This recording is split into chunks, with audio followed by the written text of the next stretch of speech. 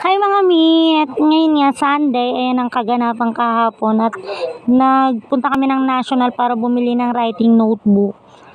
Kasi nga kahit grade 4 na sila Steffi, kailangan pa rin nila ng writing kasi nga focus sila sa cursive. Eh 'di ba ang grade 4 ang gamit na nila yung yung big notebook, tapos yung nagpa-extra si teacher ng isang writing notebook para sa mga ibang classmate ni Tepi kasi hindi pa marunong mag-cursive.